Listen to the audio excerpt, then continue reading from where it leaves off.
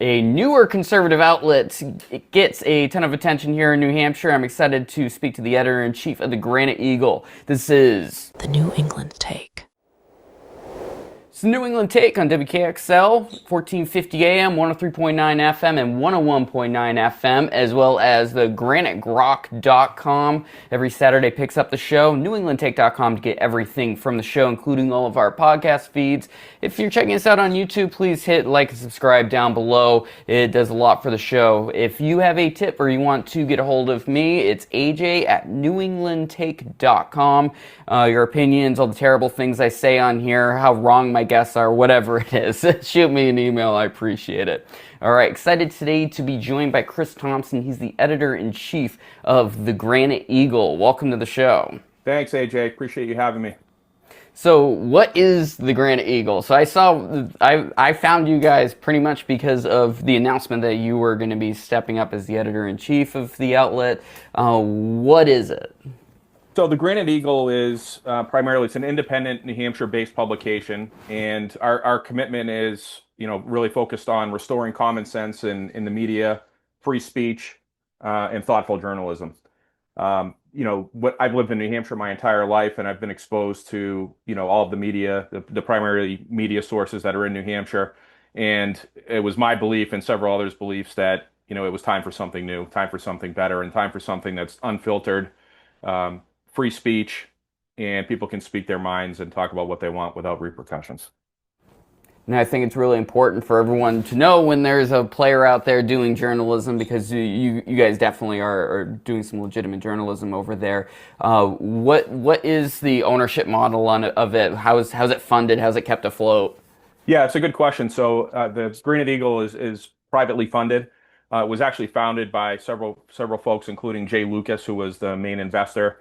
And basically, over the course of the last, year or so, we've been funded by several different ways, advertising as well as donations from dedicated readers.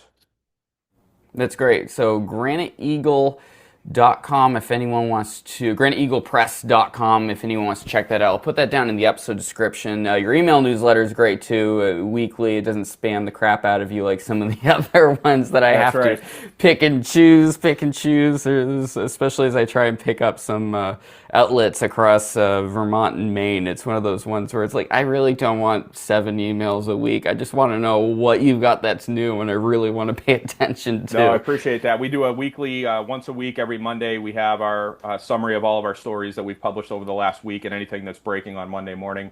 But you can subscribe to that on GraniteEaglePress.com as well. Appreciate that.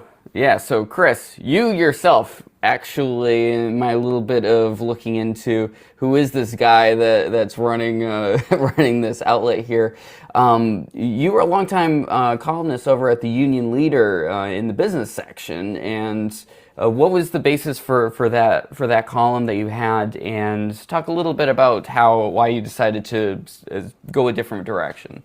Sure. No, I appreciate that. So the Union Leader, I was a columnist there for 17 years. So 17 years, my column was published most of the time on the front page of the business section every Sunday. It switched back and forth between Sunday business and Monday business. But for 17 straight years, my column appeared weekly in the Union Leader. And the topics I focused on were pretty broad. I obviously primarily it was a business platform, but I had the opportunity to really talk about anything, and they were very good as far as letting me speak my mind on local issues, sometimes political issues. But it was a pretty broad column that had a pretty loyal readership. By the time I left, it was one of the most popular performing columns in the Union Leader. The reason I chose to leave is I wrote a column or submitted a column for publication that was focused on DEI in the workplace and in business. And the example that I used was the attempted assassination of President Trump in Butler, Pennsylvania. And you probably remember, AJ, there's this one picture where shortly after the president was shot, or the president-elect was shot, he was being escorted off of the stage by a group of Secret Service agents. And one of the Secret Service agents, the one that was in front of Donald Trump, was about 5'3", happened to be a female, but his whole upper body was exposed. So if there was another shooter, clear shot. So my point in the column was that, people should be hired for the qualifications of the job, not for their sex, race, religion, or any other reason. So when I submitted that column for publication, the union leader, for the first time ever, refused to publish my column. And they cited that the column I submitted had too many political overtones and that it wasn't appropriate for the business section. So I didn't react right away. I took a couple days to kind of sit on it and think about what I was going to do. Ultimately, as you can tell, the decision I made was to no longer submit my columns for publication to the union leader based on my core beliefs and the fact that I believe that they were censoring what readers wanted to hear and what readers really care about.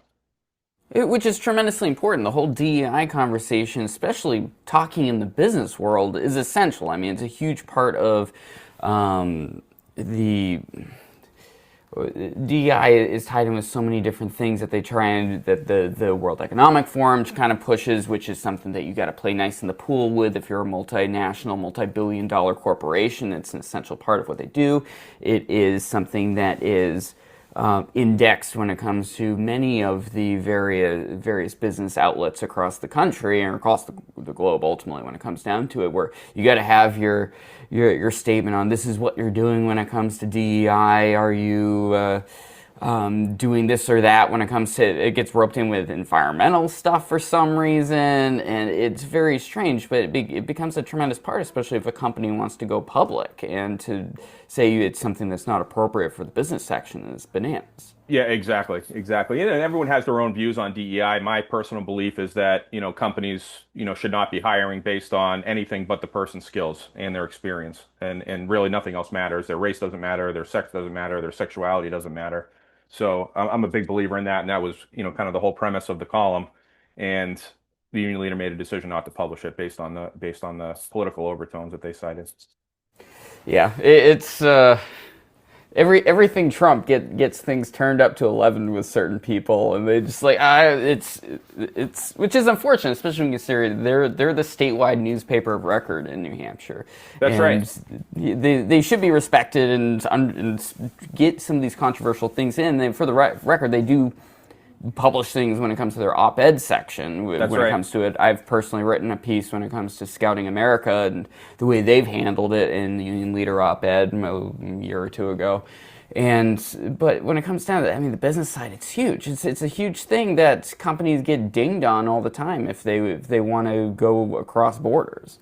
That's right. And what's interesting about the situation with the union leader, when I decided to part ways with them, and the Granite Eagle reached out to me and said, "Hey, we'd love to have your column and publish it every week." And I said, "Sure, I'd be happy to consider it, but I have one rule, and really one rule that will either yay or nay sway me from deciding to move forward with you all." And that rule was that whatever I write is unedited, unless you find a typo or something I messed up in my column. Fix that, please. But when it comes to editing my opinion or editing anything else, what I write is what gets published, and they agreed to that.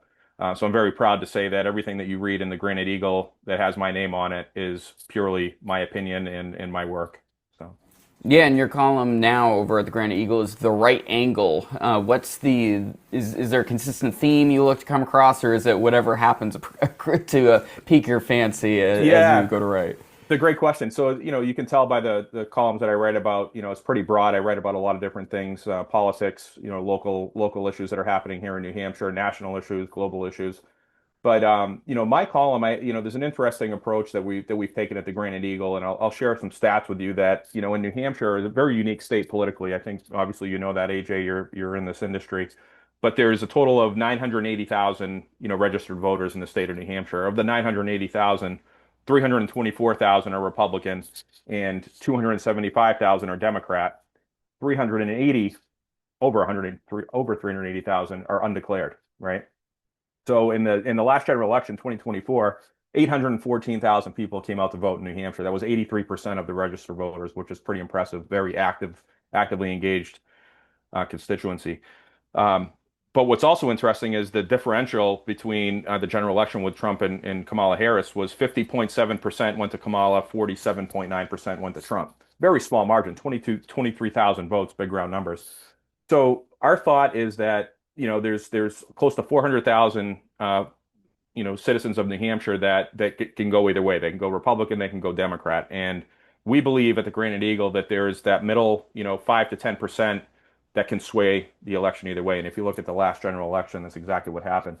So the strategy is to talk about common sense things to people that care, right? It's common sense issues. It's the 90% issues. It's, talking about how ridiculous it is that there's even a consideration that, men can play in women's sports, or that men can go into, a restroom where my 7-year-old daughter, is using the bathroom. Some of those basic things that, 90% of the people that I know agree with, that we need to try to find that middle ground and get them over to, the common sense side. Yeah, totally, and it makes a lot of sense. It's kind of the way I try and handle a lot of things over here on the New England take, also from a conservative libertarian perspective, also, and that's important. I mean, there's this weird perspective that people have on the electorate nowadays because it's so close.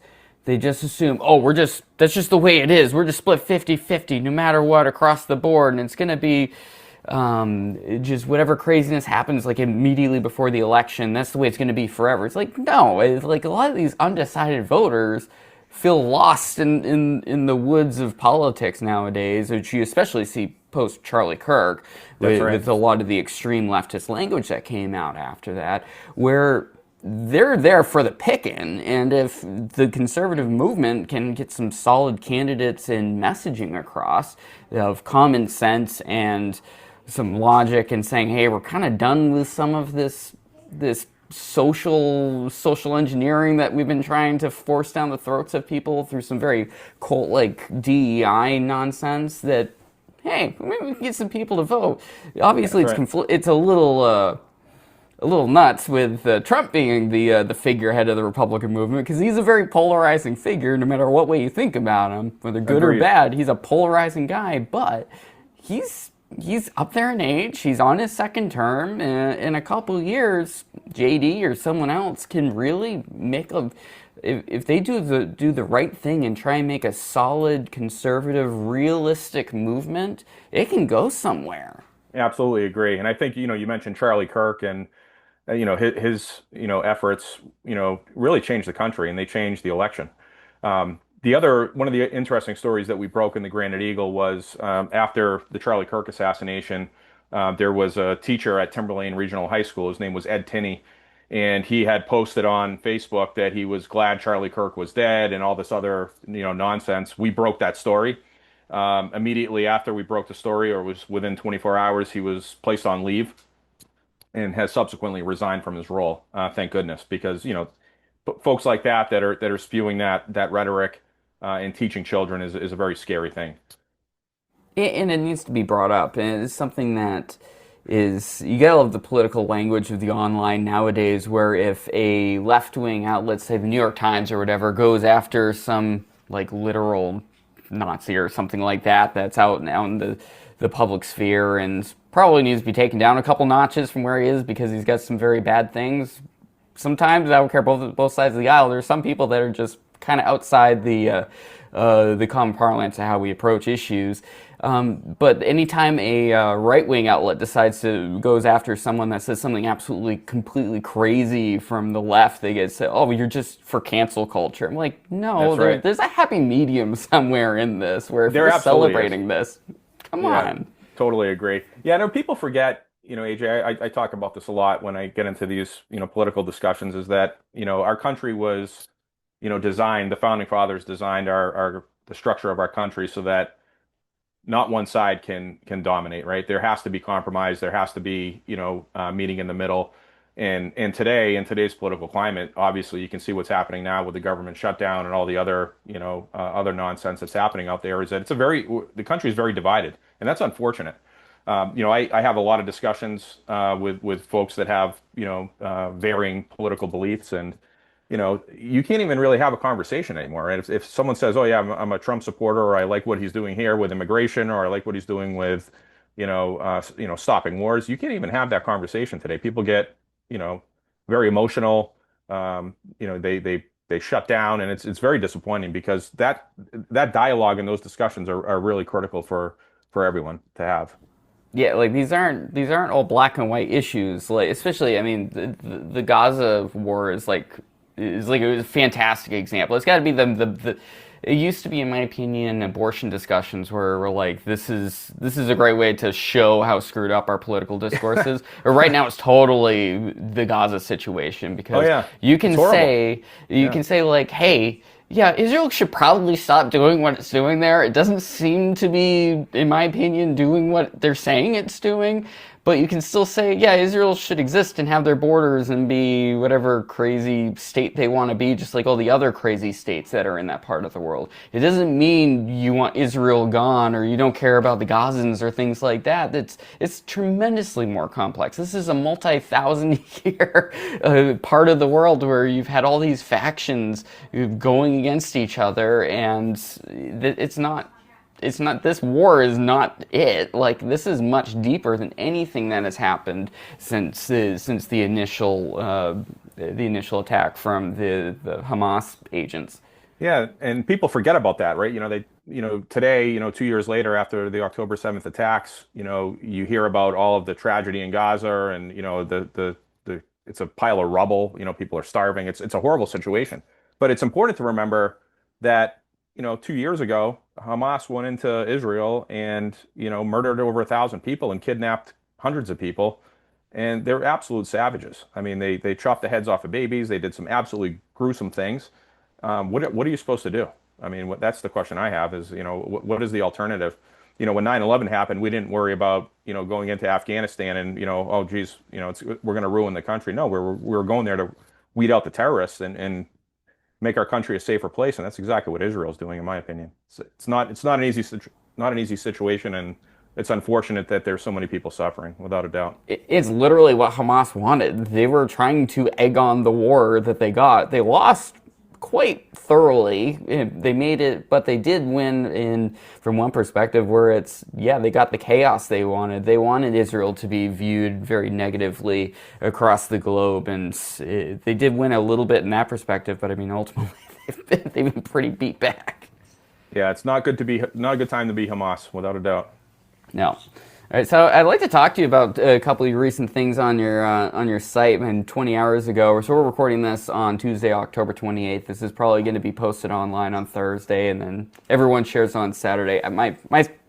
My posting schedule makes no sense, but we're going to keep doing it here for consistency's sake.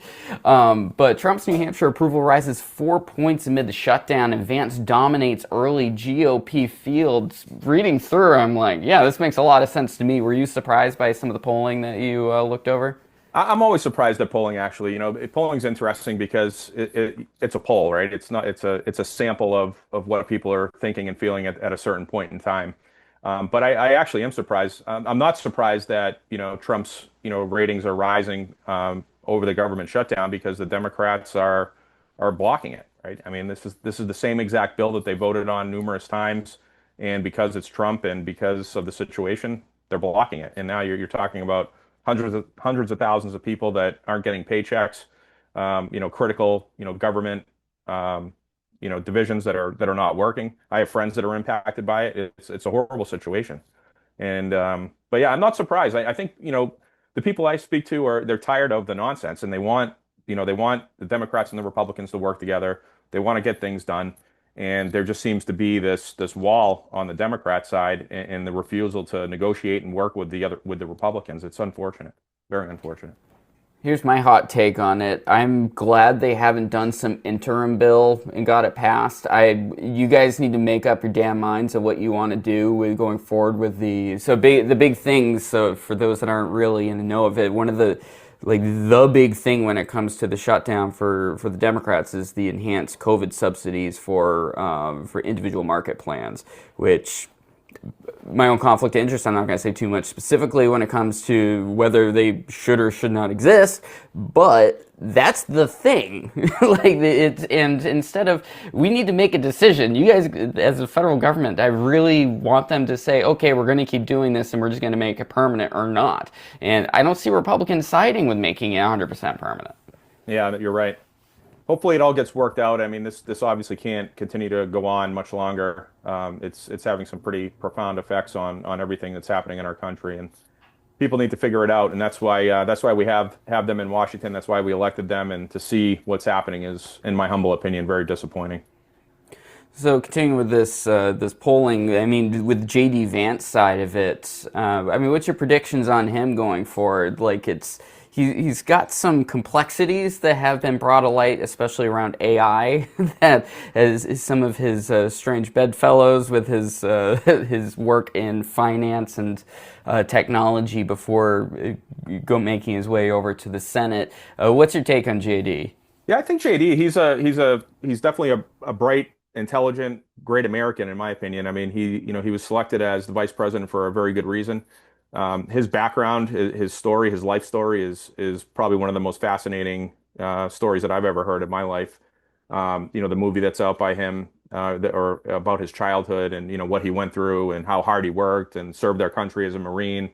I think he's doing a great job. I think he's definitely the future of the Republican Party. And to your point, anytime your life is under a microscope, there's going to be things that people can poke and prod at. He seems, from everything I know and have heard and read and researched, he has a very good chance of becoming the next president. And I think there's a lot of people that would support that.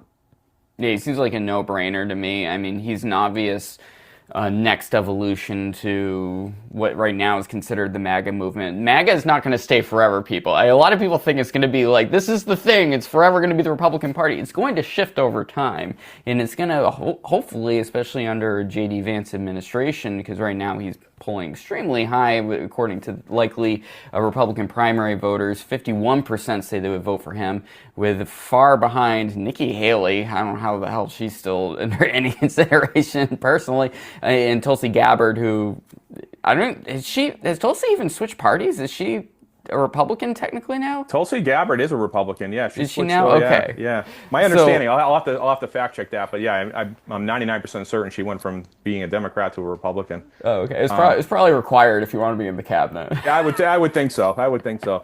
But what's also interesting about, the MAGA movement, AJ, that you mentioned is, Make America Great Again insinuates that America is not great right now, right? That's kind of the underlying theme of MAGA. And to your point, I think once America becomes great again, then there's going to be another phase, and I'm not sure what that phase is. But until then, there's a lot of work that needs to be done. There's still a lot of things that are out of whack in this country, and quite frankly, even in New Hampshire, and there's a lot of work to do. But we're moving in the right direction, in my humble opinion.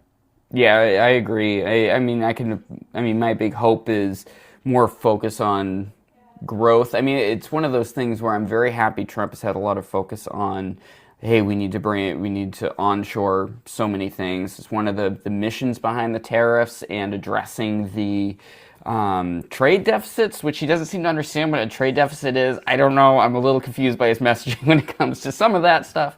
But I mean, my hope is over the next couple of years, it can solidify that things are going in the right direction for, in theory, a Vance administration to focus on growth as opposed to kind of correcting Middle Eastern and European conflicts, which have eaten up so much of the weapons and financing of what our federal administration is doing, and maybe hopefully focus on actually having proper technology. Obviously, he's going to have to, as I mentioned before, he's going to have to fight that imagery around the fact he's friends with Peter Thiel, who literally thinks he's a robot or something. I don't entirely understand. I don't know what Candace Owens is talking about either. Anyone who thinks I'm on board with what Candace Owens has said in the last week, no. Yeah. He's not a lizard person. That's not what I'm saying. I mean, there's a huge potential for growth in 2 years, especially if Europe and the Middle East cools off. Yeah, and I think the other piece of that, AJ, is the situation with China. I mean, we have a huge problem with China.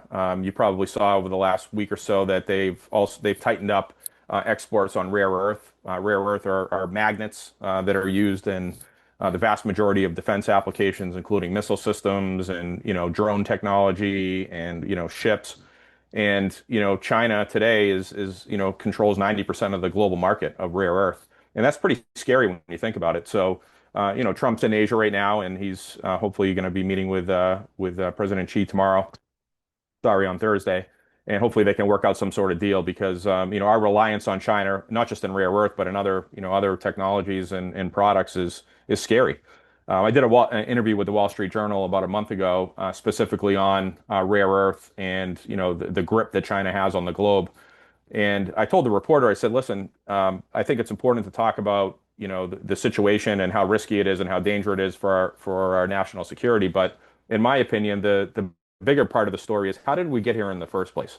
How did the United States and how did our allies allow China to control 90% of the rare earth on the planet? It just doesn't make any sense to me. So I'm confident, cautiously optimistic, I should say, that we'll find a middle ground and be able to fix what's happening with China. If anyone can do it, I believe Trump can. Yeah, I agree. We need that.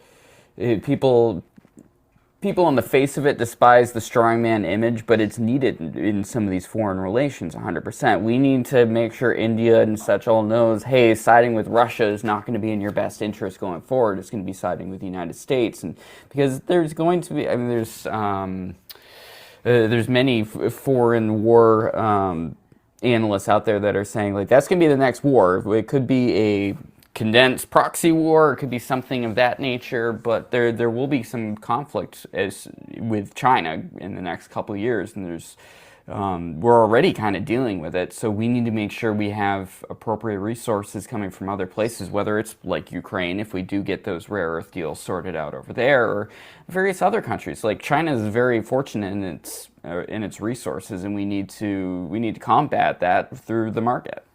Absolutely. Completely agree. All right, so we just have a couple minutes left here. What is on your radar at the state level here going into this crazy fall term? Yeah, there's a lot happening in the state of New Hampshire. One of the hot stories right now, actually another one that the Granite Eagle broke was the Nongfu Spring, which is a Chinese company that purchased a 200,000 square foot facility in Nashua, New Hampshire, directly connected to the Pennachuck water supply. They're a bottling company. Allegedly, they're the Coca-Cola of China. So this deal happened in 2024. They purchased this building, massive facility in Nashua, with the intent to bottled water and other beverages, utilizing water, public water sources. What's interesting about the story is not so much that the Chinese, bought this building, but really that the richest person in China is the CEO of Nongfu Spring. He was physically in New Hampshire in November of 2024, touring the facility, talking to the engineers, talking about how the building was going to be set up.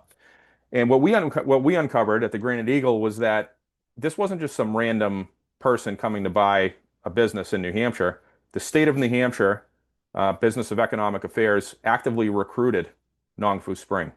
There's emails from the department going out to the key contacts at Nongfu Spring, recruiting them, coordinating the trip, coordinating meetings with local officials. It's a very disturbing story, and obviously the public's outraged by it. How can something like this happen? On a positive note, Governor Ayotte has signed an executive order preventing something like this from happening again in the future. Unfortunately, this happened before Governor Ayotte's, I should say, executive order. Yeah, important thing to. I actually covered that a couple weeks ago on the show. But I'll try to remember to put the article that you wrote in the Granite Eagle in the episode description. So, Chris Thompson, editor-in-chief of the Granite Eagle Press.com. Thanks so much for joining me. And should people just go to your website to get all the information?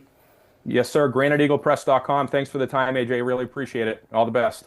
Yeah, thank you so much. All right, NewEnglandTake.com to get everything we're doing here at the show. Weekly releases Thursday on YouTube, so be sure to like and subscribe over there. We're trying to grow that audience over there. NewEnglandTake.com also has an email for as the episodes come out here. It's a Substack. You can subscribe over there. You don't have to pay anything. Feel free to pay if you feel so inclined. I'm going to take your money. But next up on WKXL, if you're listening on the FM, is Facing the Future, brought to you by the Conquer Coalition. They get all sorts of policy experts over there talking the deficit and such. And a big thank you to the GraniteGrock.com for picking up the show every Saturday. A huge supporter of what they're doing over there, a little more opinion-oriented. Definitely check out some of the stuff over there. It's very important work. And obviously, GraniteEaglePress.com, big supporter of what Chris is doing. Be sure to check that out and sign up for their newsletter. All right, we'll talk to you soon.